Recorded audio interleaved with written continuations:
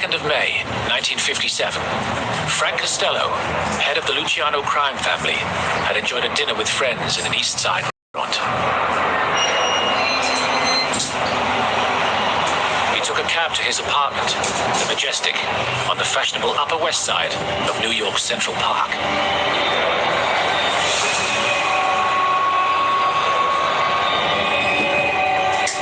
As Costello entered the lobby, a large man stepped out of the shadows, raised his arm, and said, "This is for you, Frank." ¿Qué la raza?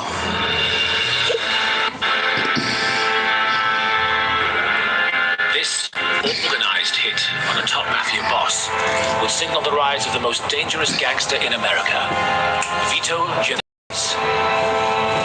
Genovese was never anything but a hunter. Probably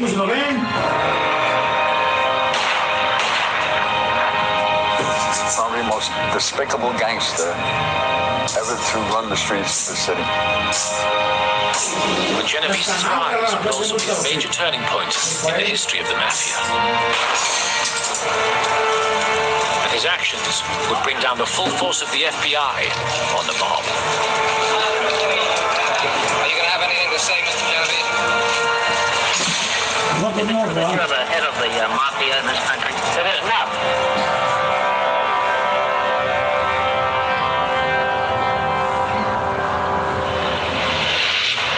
Chinga suya, hijo de su puta madre. Vito Genovese arrived in New York from Naples when he was 15 years old and joined the thousands of other Italian immigrants to hit the city's shores at the turn of the century. Genovese grew up in the slums of New York. From the beginning, he was involved in terrifying streets, violent rules, and he never changed. Genovese was a product of the ghetto city. He was constantly in conflict. Everything had to be at the barrel of a gun. That was Genovese. Police records show that over the next 10 years, Genovese was charged with shooting a man in Queens, running down and killing a man in Brooklyn,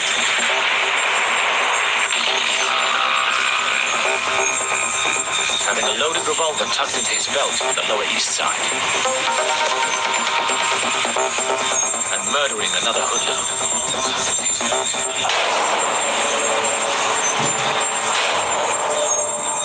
Vito Genovese, I'll give you a great example of what he did. He fell in love with a woman named Anna, who was married to someone else.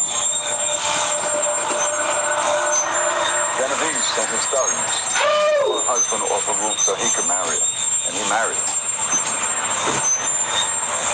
Murder was just a ritual with him. He had no conscience. This appetite for killing did not go unnoticed. By the mid-1920s, Genovese was a hitman for the greatest mafia of all, Charles Lucky Luciano.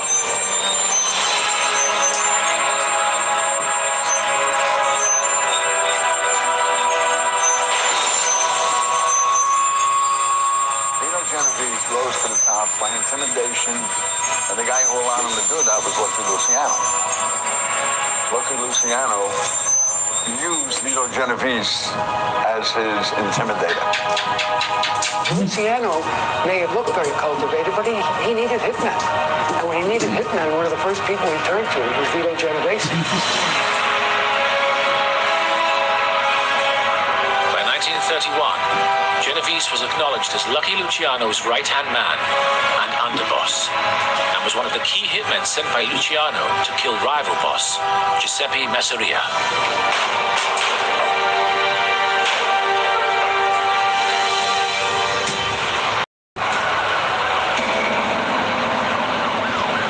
Such was his reputation that Genovese was known as Don Vito, the Great Vito.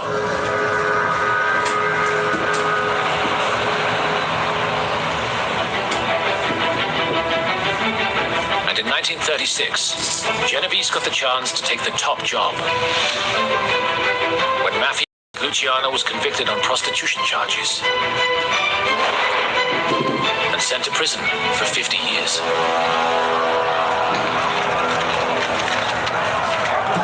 When Lucky was convicted and sentenced to a long prison term, Benito considered himself to be the heir apparent. But things didn't go to plan. Genovese now also found himself being pursued.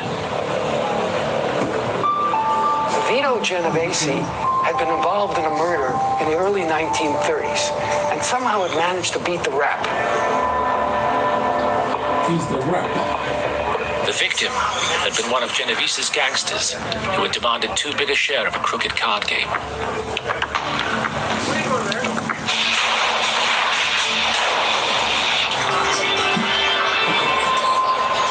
Now an informer came forward and pointed the finger at Genovese as the man who had ordered the hit.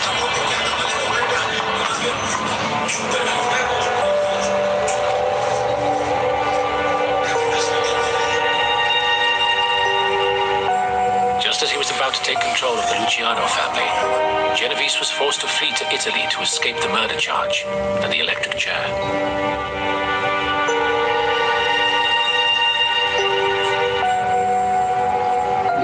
With Genovese now out of the picture, Luciano sent word from his prison cell for Frank Costello to step in as boss.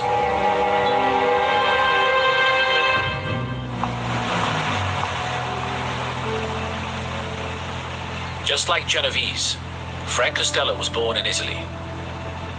He was 4 years old when he arrived in East Harlem with his parents in 1900. His father ran a grocery shop, and from an early age, Costello despised his humbleness. He loathed when his father was willing to settle for a life of poverty. 57, 58, Costello chose the streets rather than work with his father and joined one of the violent gangs. In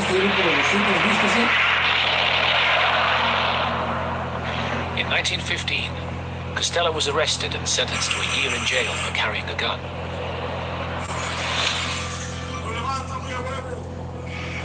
But this event changed him and would make him a very different man to Genovese.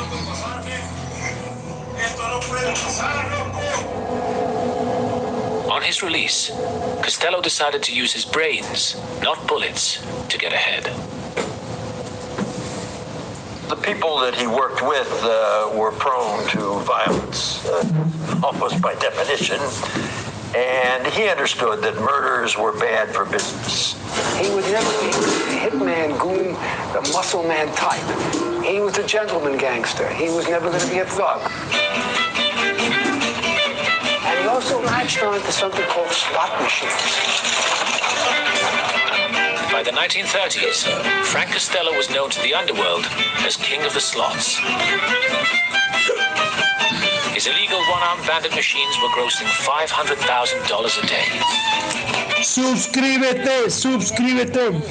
It established him as somebody who was known as a not a guy who goes out and has to commit hits or violent crime.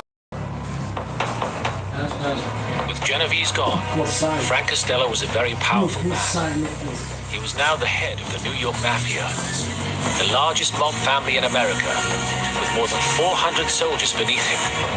Costello easily filled Luciano's shoes and continued to add billions of dollars to the family's fortunes.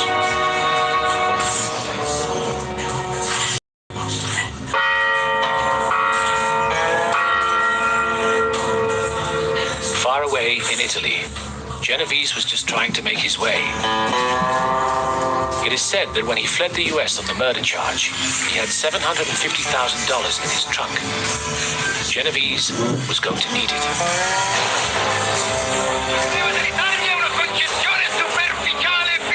Benito Mussolini, the head of the National Fascist Party in Italy, was fiercely against the Sicilian mafia. But Genovese would soon discover that he was open to offers. Genovese cottoned up to Benito Mussolini by providing money, providing donations to fascist buildings, and he even managed to pull off a hit for Mussolini in New York. The newspaper, which had been a persistent critic of Mussolini, he went to Don Vito Genovese, who got word to his killers in New York, and they murdered the editor. As a reward for Genovese's donations and services, Mussolini gave him an Italian knighthood. But of course, Mussolini was known for shooting mafiosos, and so he could never really relax.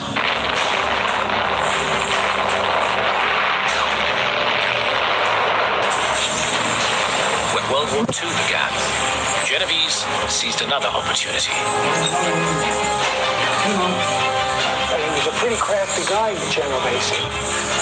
Turned out he worked both for the Axis and for the Allies. When the Americans invaded Sicily in 1943, Mussolini was overthrown. So Genovese quickly switched sides and became an interpreter and advisor to the U.S. military government. They thought he was doing them a favor. What he was really doing, he was running a black marketeering scheme. He was stealing supplies from army bases by corrupting army officers and selling it on the black market in Italy.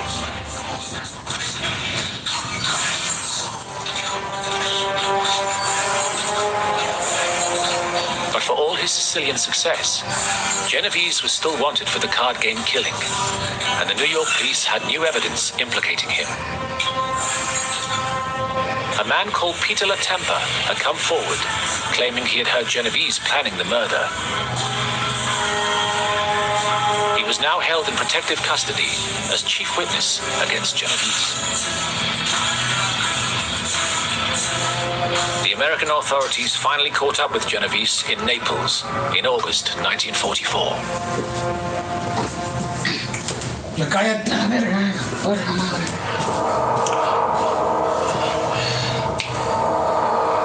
Genovese was brought back to New York to face the murder charge. But he had no intention of taking the rap.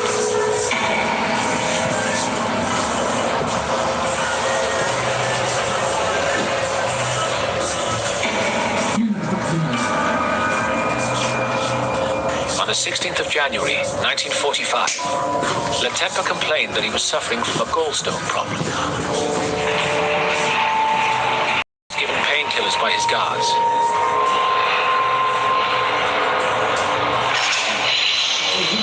2 hours later, he was dead. The toxicologist who had examined his body reported that he had been given enough sedatives to kill 8 horses.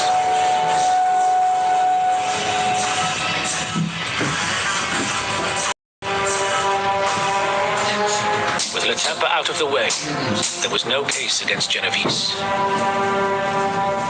The judge told him, "I cannot speak for the jury, but I believe if there was a shred of corroborating evidence, you would have been condemned to the chair. By devious means, you have thwarted justice time and time again."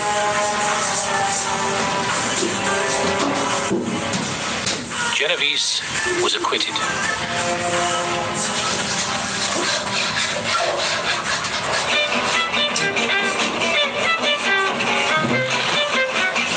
Genovese was back on the streets, but he was not the boss. The man in charge was still his old rival, Frank Costello, and he was thriving. Frank Costello fashioned himself as a non-gangster. He fashioned himself as a businessman, sometimes bordering on aristocracy. He mixed with politicians, congressmen, journalists, authors, judges, cops, and city councillors. With his connections, Costello developed a reputation as the boss who could bridge the legitimate world and the mob. The Salvation Army even made him their vice chairman. Genovese could only watch from the sidelines as Costello became a real New York player. Genovese was intimidated by Costello's intelligence. He knew that Costello could get with words what he could only get out of a gun, and he was jealous of that. Such was his power that before a judge could be appointed, it had to be cleared by Frank Costello. He didn't just know judges and DAs and politicians. He bought them. Potential mayoral candidates in the Democratic Party went to see him hat in hand, asking, ¡Métete a chingar tu madre! He was an absolute corrupter. when the mafia gets control of your political and judicial system, when they're deciding what bills are passed, they're deciding how justice is meted out, then you're in danger. Frank Costello, even though he dressed well, looked civilized, looked cultivated, was one of the most dangerous mafiosi in American history. Costello became known as the Prime Minister. That title was given to him by the media. They made Frank Costello the American Winston Churchill in the underworld. That doesn't mean he was boss of bosses. There was no such position. But as a prime minister is in most countries, he was the first among equals, and sometimes a little more equal than they were. Genovese seemed to be out of it, but he El realized 27 de diciembre cumplen 3 años. he preferred to deal only with the Los big agarran, guys, pero los miran con las niñas. little guys. Pasanse de lanza. Frank Costello neglected the troops. Frank Costello only concerned himself with the capos. And the capos is Italian for captain. Members of crews that had been royal complained. They had been neglected, that Costello favored them. Genovese saw this resentment as his opportunity to begin undermining Saludos a la buena basura. The soldiers that button in the family knew that Peter Genovese A los ricos de la colonia. Los niños hicieron bien tortillas. person who was a little out of touch. Peter Genovese never lost sight of the fact that he was a criminal. And Frank Costello lost sight of that fact. Frank Costello started to believe his own imagery, his own myth. Everybody knew that Genovese wanted Frank's job, but he couldn't take the job. The other bosses would have allowed that as long as Frank was riding high. Frank had the connection. Genovese did not have the connection. So what he does is he begins to make sure he's strong, that his rackets are beginning to produce money. So he has both money, he has soldiers, and he has hitmen in case there's a real showdown. Now, Genovese was waiting and hoping Costello would make a wrong move. He wouldn't have to wait long.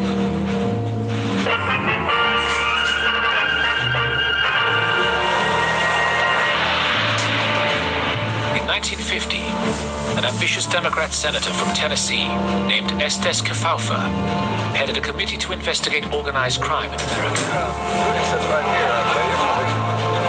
Kefauver called on more than 600 gangsters, Ay, ay, ay. politicians, and policemen to testify before them. The country was transfixed as the hearings hit the headlines and television channels. I remember the Kefauver investigations. I was a very young lad, and I remember actually watching those, and it was a real revelation. We began to see that there was these people among us, criminals, who were very well organized and very deliberate in their activities, and controlled a great deal of the criminal activity in this country. Many of the witnesses refused to say anything, but not Frank Costello. He agreed to answer questions. He thought he'd go on the witness stand and come out as a gentleman, as a real businessman. And then he had this kind of outlook or outward appearance that he wouldn't look like a ruffian, like a hooligan. And Costello, billed as the most influential underworld leader in America, became the star attraction.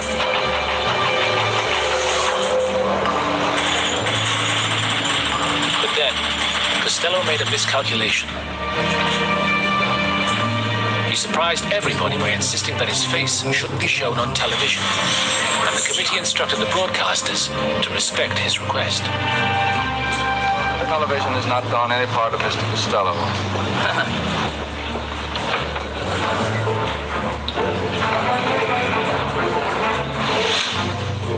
option left open for the TV crews was to film his hands. And the subsequent images of Costello's testimony became known as the hand ballet. Whenever the questions about his criminal activities got too tough or too near the knuckle, Costello would rub his palms together, tighten his fingers, grip a glass of water, drum on the table in front of him, or crumple and tear pieces of paper.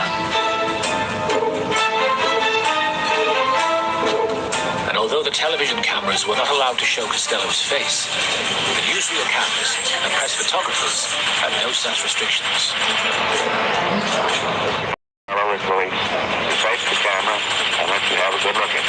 ¿A poco sí bien maldito? ¿A poco sí bien frecuencias? Can you smile a little bit? ¿A poco sí bien frecuencias? Te voy a anunciar.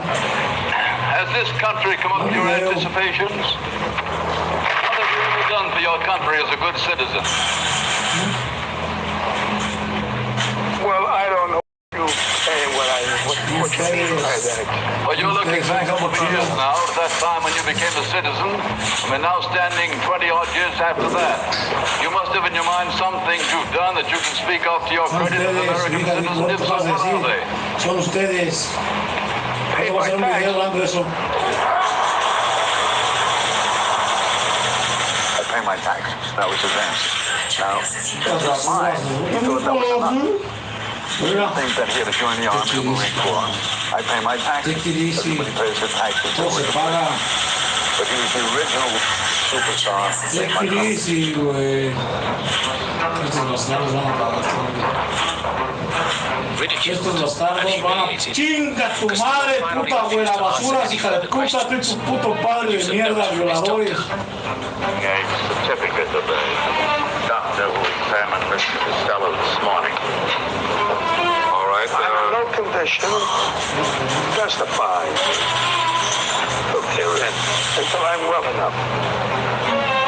You refuse to testify further? Absolutely. When I testify, I want to testify truthfully. And I can't, my mind don't function.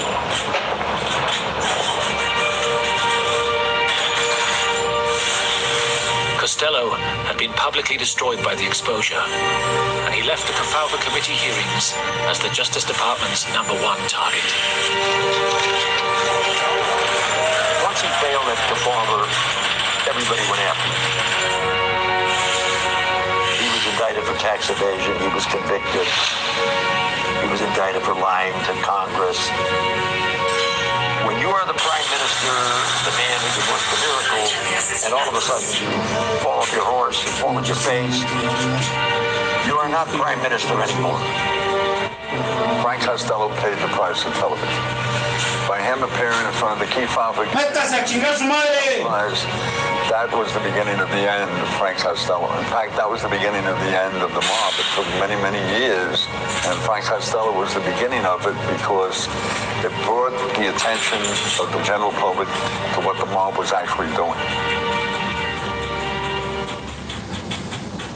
Hijo, algún día tienen que mamar, valen pa' pura verga ustedes, pinches basuras. Me voy a dar muchas vueltas. Costello's failure Exactamente, siempre han dado la verga, les toca valer verga en la cárcel. Vito Genovese, Yo los vi cogiéndose a las niñas. and he was going to make the Estamos most en of vivo en it. YouTube. One of the things he does, he starts bumping off, killing Costello's hitmen.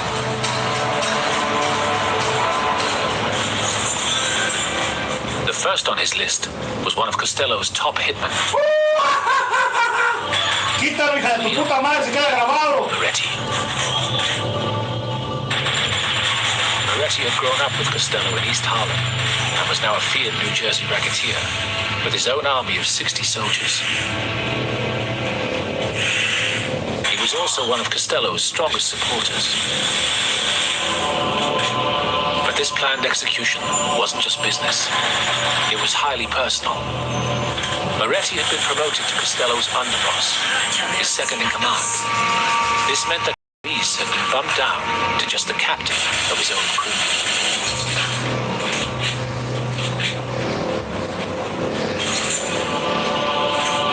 Genovese had chosen his target well. Moretti Moretti was suffering from advanced syphilis, which was spreading to his brain. This had the worrying effect of freeing up his speech. ¡Cállate, basura! ¡Que tu puta madre! Talking to the press.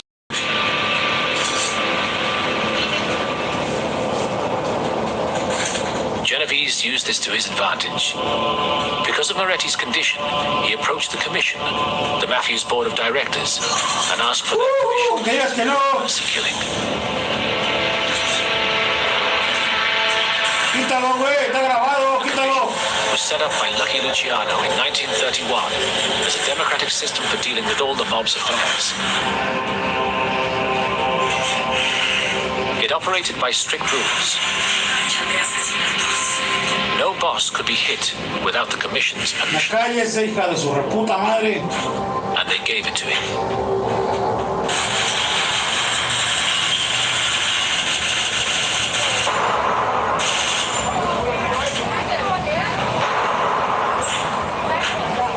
The hit would take place on the morning of the 5th of October, 1951, as ordinary New Yorkers went about their business.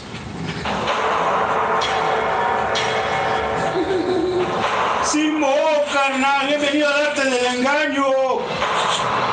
Donde te sacas a flote, carnal.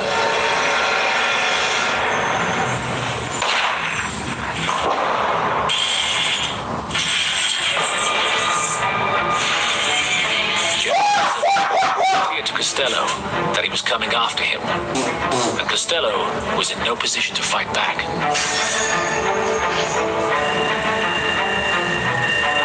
He was locked in continual combat with the U.S. authorities over contempt of court and failing to pay his taxes.